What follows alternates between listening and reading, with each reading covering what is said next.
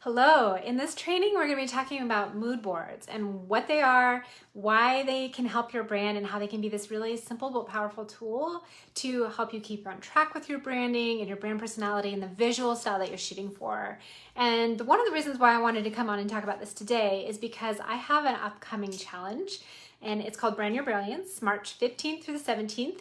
And we're going to actually create a mood board for your brand. And so I wanted to make sure that I'm not just assuming that, I want to make sure you actually know what it is. And it's something that a lot of times brand stylists use during their branding process. Photographers can use it, or interior designers. But on an average, most business owners won't necessarily have a chance to really dig in and create one. So that's why I'm excited to dive into this topic today and get a little bit clearer on that. If you don't know me, my name's Allie Beck. I'm a brand stylist and a website designer, and I work with women's service providers to create these materials that have a strategy to elevate their business and get the results that they want with them. So that they aren't just these static calling cards, but they actually are something that have a strategy behind them that guide clients to book and attract higher paying clients. If you're joining me, I'd love to hear, who's here, what's your business? Feel free to just drop a live or a hashtag replay in the comments and say hi, and feel free to jump in with questions at any time. So with that, we'll just dive into talking about what a mood board is first, and then also why it is so powerful. Welcome, Natalie. So great to have you here. So I'm going to tell you a little story first before I get too far into it. When I was little, my stepmom taught me how to sew, and I'm really dating myself here because I know nobody does that anymore. But we used to buy these patterns that came in these little cardboard envelopes, and they were basically kind of like tissue paper with dotted lines. So if you know what I'm talking about, raise your hand, and if not, it was basically something that we used as we were, sewing something, a piece of clothing. And they had this crucial purpose though. Even though it was something so simple and flimsy, it helped guide us on where to cut as far as the material goes that we would sew into something that would end up being something we would wear.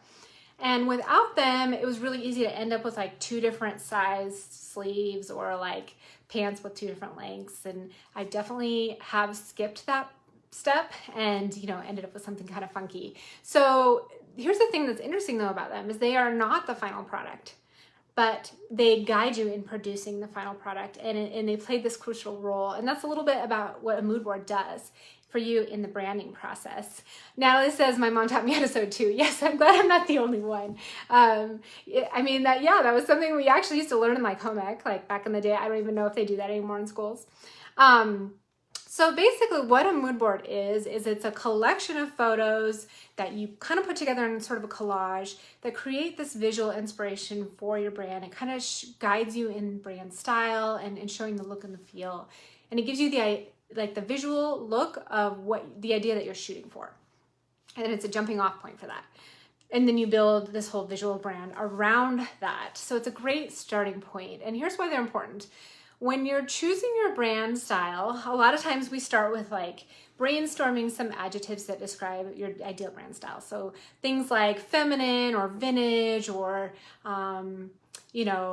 energetic or retro, stuff like that. So you kind of do some brainstorming with these adjectives about the style that you're shooting for.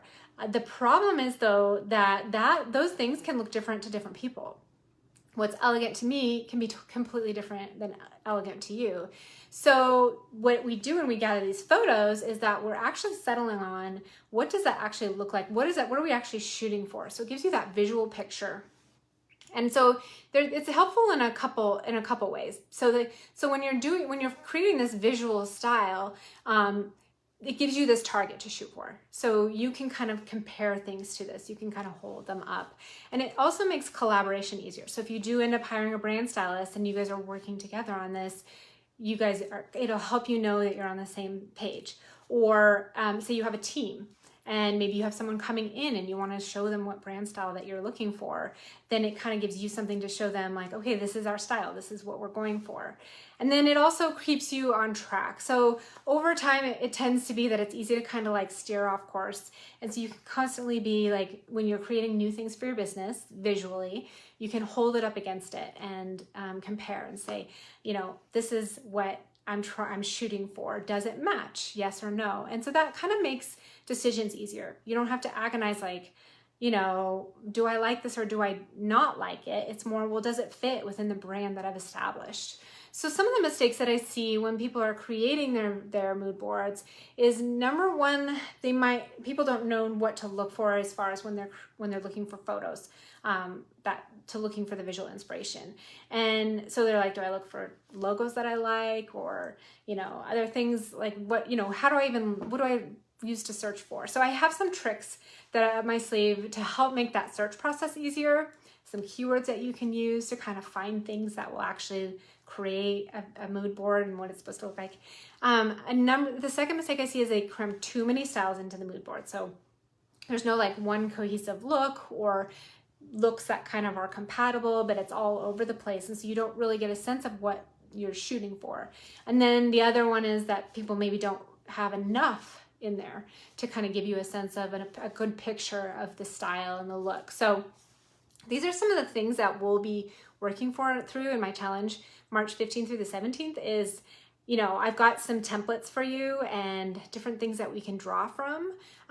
It's going to be 3 days of training, and you're going to come away with an elevated mood board and colors for your brand that you can use, like I said, as this jumping off point to continue to shape your brand. It is something that draws your dream clients, that makes you stand out, that creates that recognition. Here's the thing. One thing that Google did a research study that found that people make an assessment of a business or form an opinion of a business within milliseconds of reaching a website. That's 50 milliseconds. So that's not a lot of time to do a lot of reading or watching video. And it is these brand elements, things like style, design, and colors, that help people subconsciously form these opinions. So that's why they matter. And I'm not saying that copy doesn't. Like I'm a huge believer in copy because I am a former copywriter. And so I think it is actually one of the most crucial things on your website, but you don't want to neglect this other portion of your brand either, because it does help create this picture of what you're going to get. It sends a message. And a lot of these things are happening maybe even subconsciously. Like people don't even realizing they're making these assessments, or they're making these assumptions. They're just kind of doing it.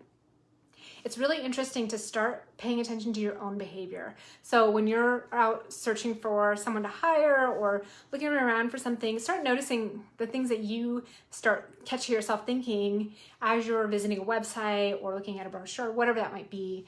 I've been teaching this for a while now, and it's funny because it does make me start looking at my own behavior and realizing that I do things that I'm teaching that people do, but I didn't even necessarily consciously realize, right? So things like, I remember a while back, this was like a year ago or so, I was kind of had my eye out for a business coach, and I had a friend who referred someone to me and said, she told me, she's like, I got great results from her. I'm really excited. She's wonderful. And so I did go to her website and looked around, and I came to the conclusion that I just wasn't really interested. And then I started thinking, like, why was that?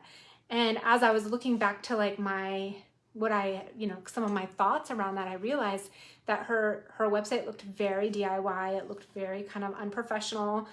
And so I'm like, well, if she's gonna be a business coach that leads me in growing my business, like, I don't know if I trust that she is maybe professional enough or anything like that. And again, this was all like stuff that went on in the back of my mind that I didn't really realize that I was consciously thinking about. So that's happening as people are visiting your site, visiting your social media, again, without even realizing. So that's some of the things we're going to be starting with this challenge. We're going to be creating the foundation for you to build on so that you can start building recognition and credibility and attracting those higher paying clients that are seeking out like kind of that credibility, that, someone that they know that they can trust, because it does build trust. So this challenge is going to be a party. It's going to be a lot of fun. I designed it specifically for you as service providers, women who maybe have been in business for a little while, and either you DIY'd your brand just kind of with what you had, or maybe didn't spend any time on it because you just have been so busy and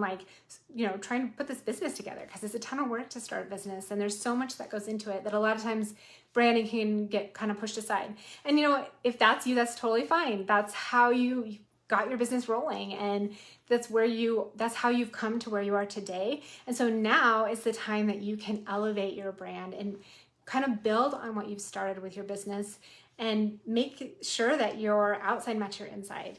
And so that's, branding can be like a comprehensive ongoing process. You don't have to nail it, perfect out of the gate. And so that's what we're going to be starting on this during this challenge. And again, I'll provide you with all the templates to make the homework as easy and simple as possible, so you don't have to get stuck in that indecision and agonizing. I have a lot of tricks that kind of help you circumvent that stuff. So I'm really excited to dive in with that. And I believe that even just, creating a mood board and picking colors can be a huge momentum builder in terms of building a brand. It kind of creates that momentum, then that gives you more clarity. And as you go, you'll be able to build on that over time. And you'll walk away with the building blocks of visual branding that, you will draw your dream clients. So if you're interested in that challenge, drop challenge in the comments and I can send you more information on how to get signed up. And I'd love to have you join me March 15th through the 17th. If you have any questions about mood boards, just drop those in the comments as well. And I hope to see you March 15th.